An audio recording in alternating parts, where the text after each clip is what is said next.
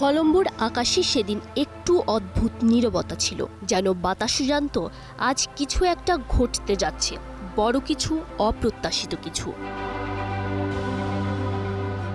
ক্রিকেটের আর কিছু গল্প আছে যেগুলো শুরু হয় নীরবে, কিন্তু শেষটা হয়ে ওঠে বিস্ফোরক। জিম্বাবুয়ে সেই গল্প।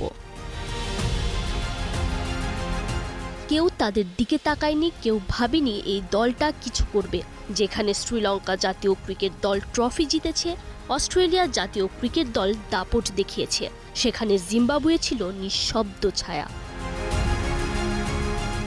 বিশ্বকাপের আগে 2 মাস তারা কোনো আন্তর্জাতিক টি-20 খেলেনি।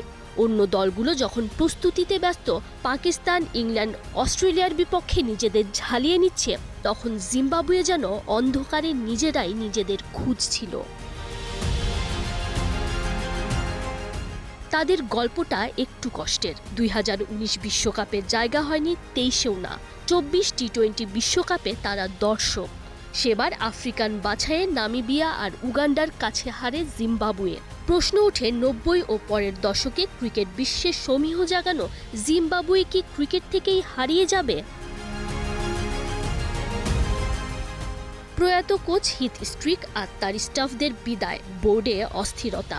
কিন্তু মানুষ যখন একবার নিচে পড়ে যায়, তখন তার সামনে একটাই রাস্তা থাকে, ওপরে ওঠা। Sikandar Raza, Brendon Taylor, Ryan Burl, Blessing Muzarabani, Brian বেনেটদের হার না মানা মানসিকতা জিম্বাবুয়েকে হারিয়ে যেতে দেয়নি।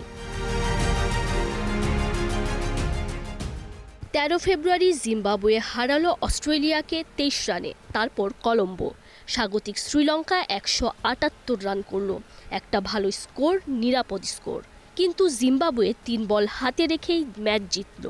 অধিনায়ক সিকান্দার রাজা ম্যাচ শেষে বললেন, কেউ আমাদের এই জায়গায় আসতে দেয়নি, আমরা নিজেরাই এসেছি।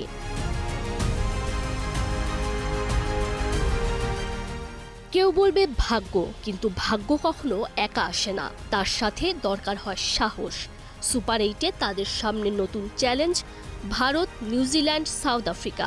বড় দল, শক্তিশালী দল, কিন্তু এখন জিম্বাবুয়ে আর ভয় পায় না। রাজা বলছেন, 3 ম্যাচের মধ্যে যদি 2টাই জিতে, কে জানে কি হতে পারে। মানুষ অসম্ভবকে বিশ্বাস করতে ভালোবাসে। জিম্বাবুয়ে সেই অসম্ভবের গল্প লিখছে, উঠে দাঁড়ানোর গল্প, আন্ডারডগের গল্প। ক্রিকেটের সবচেয়ে আকর্ষণীয় গল্পগুলো সবসময় আন্ডারডগরাই লিখে। Tanzim Mushfiq, Star news.